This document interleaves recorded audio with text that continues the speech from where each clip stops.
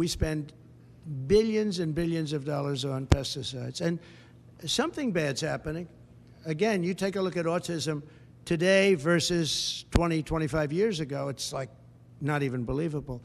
So we're going to have reports. No, nothing's going to happen very quickly. I think you're going to find that Bobby he's a very rational guy. I found him to be very rational. No, nothing, you're not going to lose the polio vaccine. That's not going to happen.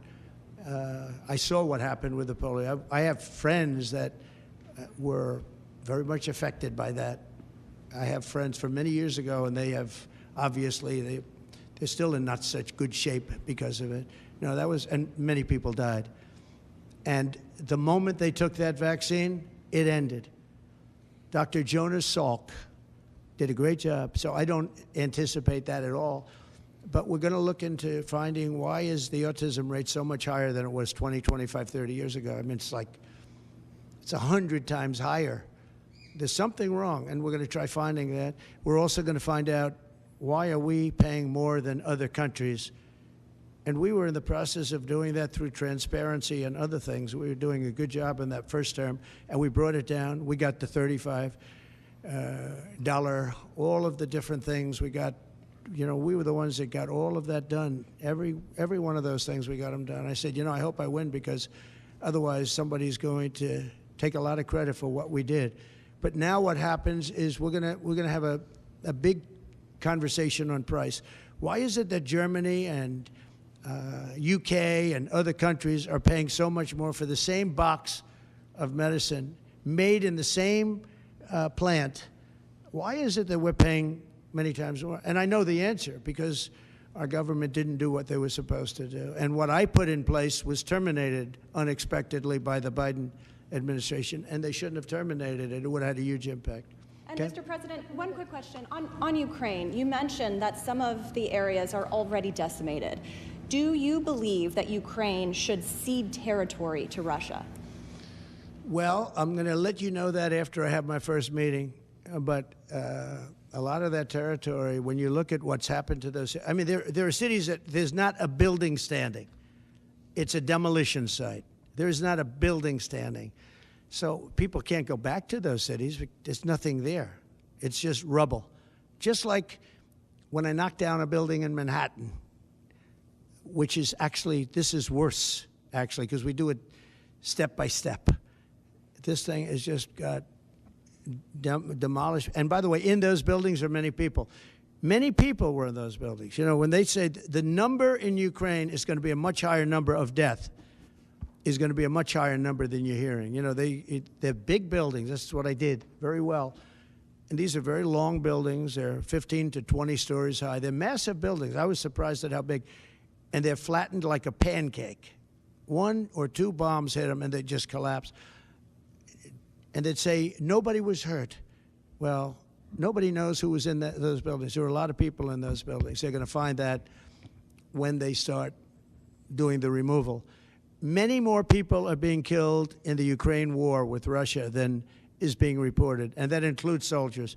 The soldiers are being, it's a carnage that we haven't seen since the Second World War. It's got to be stopped, and I'm doing my best to stop it. Yeah, please go ahead.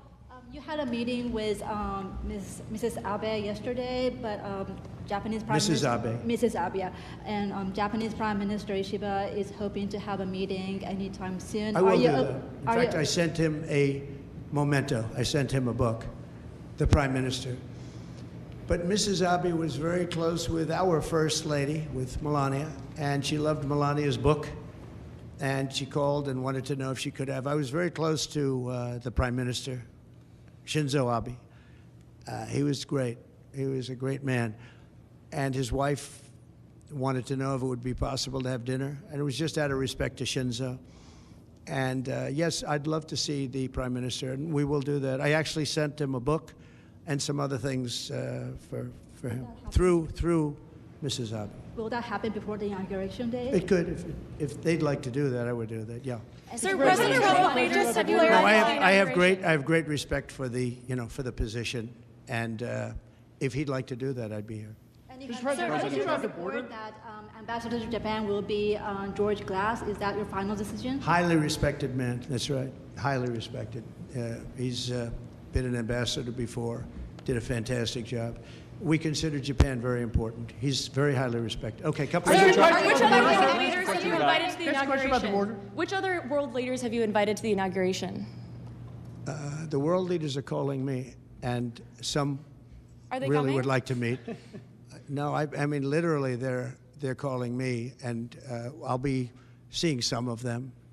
I think it's rude not to. I mean, it's hard to say I'm not going to see you, and I've spoken to way over 100 where they called to congratulate on not only the election but the size of the election, the extent of the victory, and they were great. I mean, I spoke to over 100 countries.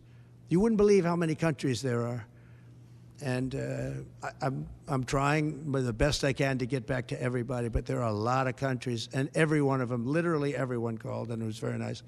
So yeah, I'd see some if some felt it was an emergency. I've seen, as you know, I've seen President Zelensky. He came to France while I was there for the cathedral opening. They actually had about 70 presidents and prime ministers, and in one case, a king. We saw some great people. I also met with William, and I was very impressed by William. I think William is terrific. I was very impressed by William. As you know, I met with him, too. Are you just President Trump, please, question about that. Did you invite Zelensky to the inauguration? No, but if he'd like to come, I'd like to have him. I mean, I didn't invite him, no. Are you disappointed Trump, China can I ask you Xi about can't the come to the conversation inauguration? Are you disappointed that China Xi won't be at the inauguration? I don't know that he won't be at the inauguration. I mean, I haven't really spoken to him about it. I don't know that, actually. I would say that if he'd like to come, I'd love to have him. But there's been nothing much discussed. I have had discussions with him, letters, et cetera, at a very high level. You know, we had a very good relationship until COVID. COVID didn't end the relationship, but it was a bridge too far for me. But if he'd like to come, I'd certainly be. He hasn't, just so you understand, he hasn't said one way or the other. Because a lot of people say he won't come, he will come. People think he will come, he won't come.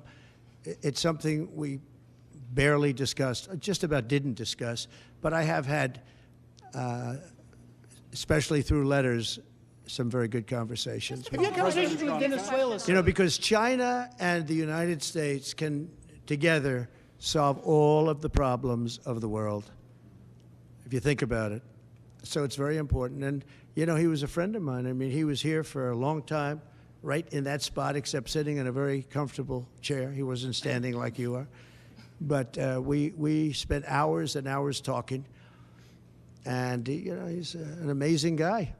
Have you spoken to Venezuela? The press hates when I say that, but he's an amazing person. Have you spoken to anyone in Venezuela, sir? On the border. If I could just ask you on the border. Hold on one second, Gary. Real quick. The United Healthcare shooting, the shooting of the CEO in here.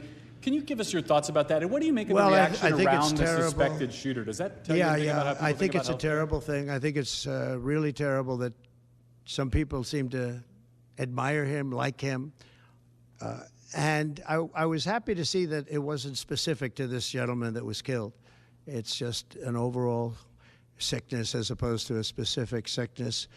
That was a terrible thing. It was cold-blooded, just a cold-blooded, horrible killing. And how people can like this guy is, that's a sickness, actually. That's really very bad, especially the way it was done. It was so bad, right in the back. And very bad, very thing like that. You can't believe that some people, and maybe it's fake news. I don't know. It's hard to believe that that can even be thought of. But it seems that there's a certain appetite for him. I don't get it. Yeah, please. Could you just comment on? I want to expand on the defamation lawsuits. Could you see moving that to other people with individual platforms, social media influencers, people that or newspapers? Yeah. Yeah. Yeah. Oh, I do.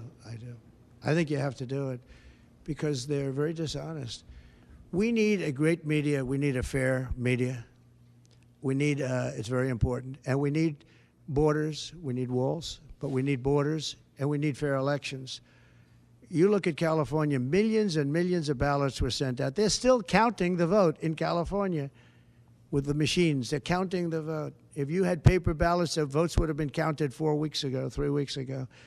Now, you need fair elections, you need borders, and you need a fair press. And the press is, no, I see others. I have a few others that I'm doing. I'm going to, as an example, I'm doing this not because I want to. I'm doing this because I feel I have an obligation to. I'm going to be bringing one against the people in Iowa, their newspaper, which had a very, very good pollster who got me right all the time. And then just before the election, she said I was going to lose by 3 or 4 points, and it became the biggest story all over the world because I was going to win Iowa by 20 points. The farmers loved me, and I loved the farmers.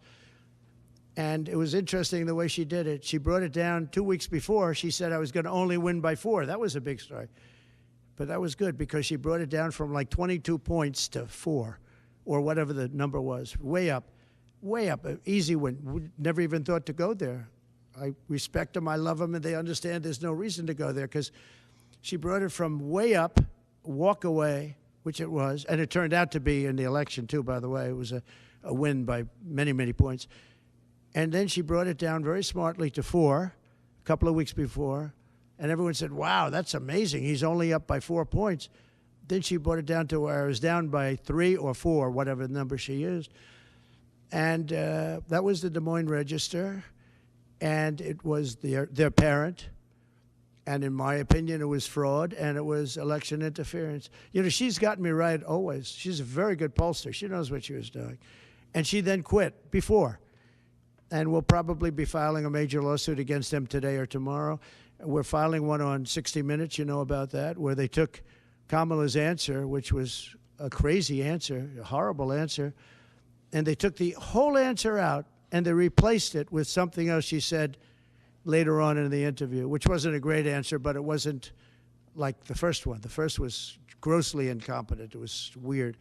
And that was fraud and election interference by their news magazine, a big part of CBS News. So as you know, we're involved in that one. We're involved in one which has been going on for a while and very successfully against Bob Woodward, where he didn't quote me properly from the tapes. And then on top of everything else, he sold the tapes, which he wasn't allowed to do. He could only use them for reporting purposes, not for sale purposes. And he admits that. And I think we'll be successful on that one. And we have one very interestingly on Pulitzer, because reporters at the New York Times, Washington Post got Pulitzer Prizes for their wonderful, accurate, and highly professional reporting on the Russia hoax. Well, it turned out to be a hoax, and they were exactly wrong. People, like many people, John Solomon, Sean Hannity's not for Pulitzer, but Sean Hannity got it right. Many people got it right. Tucker got it right. Jesse got it right. Laura got it right. Janine got it right. A lot of people got it right. They didn't get anything. They gave it to reporters that got it absolutely wrong. And now everybody admits it was a hoax. And I want them to take back the Pulitzer Prizes and pay big damages. And I think we're doing very well on that one. They have no excuse for it. They gave a Pulitzer Prize to writers that got Russia wrong. And so I think we're doing well. And I feel I have to do this. I shouldn't really be the one to do it. It should have been Justice Department or somebody else, but I have to do it. It costs a lot of money to do it, but we have to straighten out the press. Our press is very corrupt, almost as corrupt as our elections. Are you worried about Venezuela? Sir, have you had any discussions with Venezuela? For January 6th defendants, you had said in the first few minutes of your administration you want to issue pardons for January 6th defendants. Does that include, will that be a blanket pardon? Does that include Well, you'll find everyone? out, but it's going to go quickly. And just to follow up on your Have you had previous any discussion, sir, in terms of your mass deportation plans, have you had any preliminary discussions with countries like Venezuela, from where the Tren de Aragua gang is now popping up? They'll take them back. They're going to take them back? They're all taking them back, yep. And if they don't, they'll be met very harshly economically. Okay, they'll all take them back. You know, Venezuela and other countries were not behaving very well with us during my administration, and within 24 hours they were behaving very well. They'll all take them back. And separately, can I ask a follow-up on that?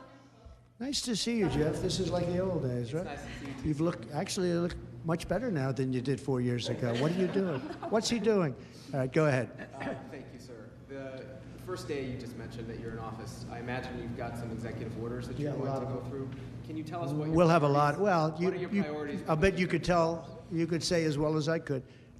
We will have many executive orders and other things that we'll be signing on the first day. Can you also, just going back to my initial question about the Middle East, you said that your conversation with Prime Minister Netanyahu was kind of a review. Did you repeat We just had threat? a very good conversation. And, you know, the real conversations will start on the 20th. But we had a really good conversation, and I think we're going to be in a good place in the Middle East. I think the Middle East will be in a good place. I think actually more difficult is going to be the Russia-Ukraine situation. I see that as more difficult. When you say there will be I don't think they should have allowed missiles to be shot 200 miles into Russia. I think that was a bad thing. And that brought the Koreans in, you know, North Korea, another man I get along with very well. I'm the only one that does. But that did a lot of bad things. I don't think that should have been allowed. Not when there's a possibility, and certainly not just weeks before I take over. Why would they do that without asking me what I thought? I wouldn't have had them do that. I think that was a big mistake they made. Will you reverse that decision when you're in office?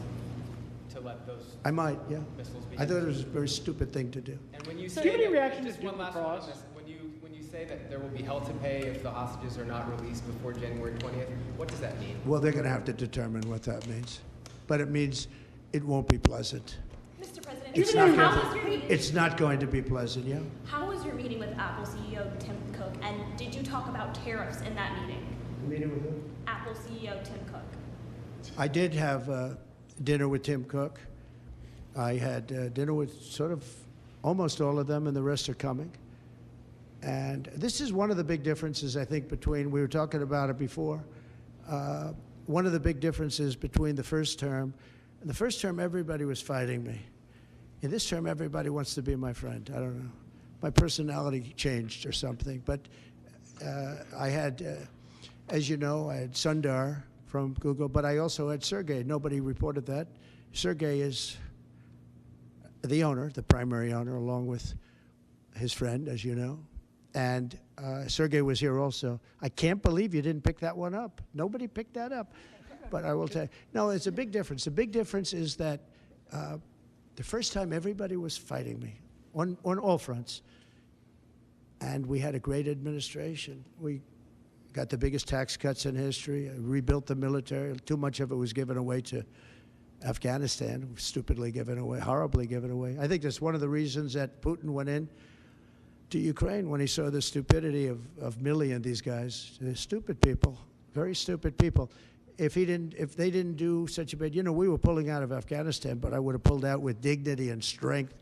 They wouldn't be having parades, I guarantee you, showing our equipment that they left behind, because we weren't going to leave any equipment behind, not 10 cents. We were going to take every screw and every bolt. Yeah, the biggest difference is that people want to get along with me this time. Well, they've gone through 4 years, and, you know, it wasn't easy for me, but it wasn't easy for them either. And that's a great thing, though. Getting along is a great thing. So Tim Cook was here. I think he's done an incredible job at Apple, and he talked about the future of Apple. It's going to be a bright future. But we have many others also, and not in that business. And we do have Jeff Bezos, Amazon, coming in sometime during the week. I look forward to that. We have a lot of great executives coming in. The top executives, the top bankers, they're all calling. And honestly, in the first time, I don't know what it was. It's like a complete opposite. In the first one, and the press has covered that fairly, actually, for change. The first one, they were very hostile. And maybe it was my fault, but I don't really think so. They were just very right from the beginning. And this one is much less hostile. It's really the opposite of hostile. Can I get your reaction? Well, you're on free Duke to give Lacrosse, up a sir? thought. I know that you had some, I believe, involvement 18 years ago with the students at Duke accused of rape in the lacrosse. Now we have this development. I thought it was a hoax when it happened, the Duke situation. I didn't believe the woman, as you know, and they destroyed the lives of these these kids, they destroyed, and I don't care what they got. Their lives have been destroyed. Their lives have been shortened by what took place. And now the woman admitted that it never happened. That is a horrible, and as you know, I took a lot of heat when I said that this did not happen.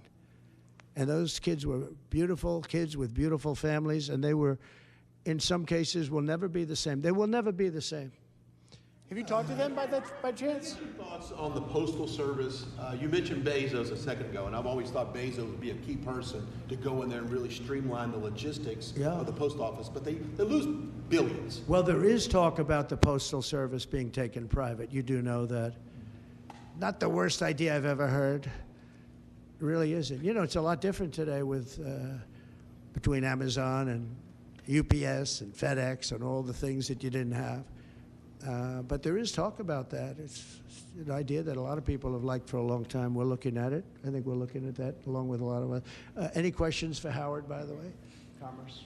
Sure, I'll ask one. Mr. Incoming Secretary, do you see another trade deal with China coming? I think the president. That's a tough one, right? Yeah. Right off the bat. Oh, it's easy for me. You're sitting next to me, so it's okay. No, the president has very clear agenda for tariffs, and I think reciprocity is something that is going to be a key topic for us. How you treat us is how you should expect to be treated. Would you like to weigh in, sir, on that? You said it so well, reciprocal. If they tax us, we tax them the same amount.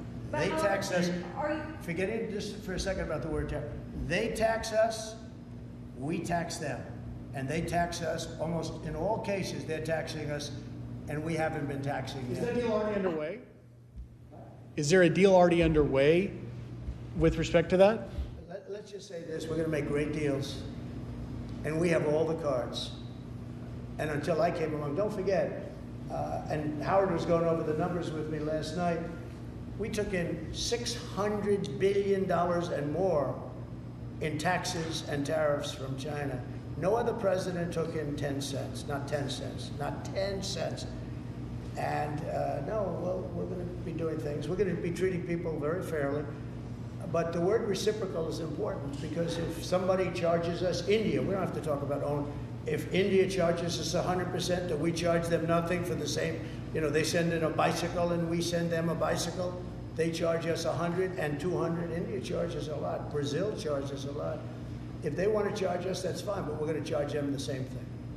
That's a big worried about tariff. You know what? The senators, some of them aren't necessarily business people. When I give that to them, they say, that sounds fair to me. Are you concerned that tariffs might hurt the stock market rise that you have seen and the economy more broadly? Make our country rich. Tariffs will make our country rich. But won't they raise prices? Properly used. No, well, I didn't have any inflation, and I had massive tariffs on a lot of things. We put tariffs on steel. If I didn't put tariffs on steel, 50% and more, they were dumping steel in, China and others. I put tariffs on, and it stopped, and we took a fortune. We made a fortune on it. Tariffs, properly used, which we will do, and being reciprocal with other nations, but it'll make our country rich. Our country right now loses to everybody. Almost nobody do we have a surplus with. There are a couple of countries, and they're embarrassed by it, but almost nobody. And tariffs will make, I always said, to me, tariffs, the most beautiful word in the dictionary. It'll make our country rich. You go back and look at the 1890s, 1880s, McKinley, and you take a look at tariffs. That was when we were at our proportionately the richest. Mr. President, did you get to a good spot? Back on Ukraine, Mr. President. What should Zelensky, if anything, be prepared to give up to end this war? He should be prepared to make a deal. That's all. Got to be a deal. No, got to be a deal. Too many people being killed. That is a war that's hard. Too many people. Got to make a deal. And Putin has to make a deal too. What deal? Do you think? Putin has to make a deal, and Putin would have never gone in if I was president. If I was president, we wouldn't have had inflation. Our oil prices would have been lower. I had a good relationship with Putin. He would, despite the Russia hoax, which made it more difficult. If we had that election, if it were an honorable election, we wouldn't have had any of the problems that we're talking about right now. Putin would have never got it. Based on your understanding, you said that you could make that deal before you take office. Do you still think you could make that deal? I'm going to try. Will you ask Putin to give up Assad? Well, I hadn't thought of it. I think we have to get on with our lives. We'll have to see what happens. But right now, Syria has a lot of, there's a lot of indefinites. Nobody knows what's going to happen with Syria. But I think Turkey is going to hold the key to Syria, actually. I don't think you've heard that from anybody else, but I've been pretty good at predicting. I want to thank you all, and we're going to make America great again. Thank you very much. Thank you very much, Howard. And you can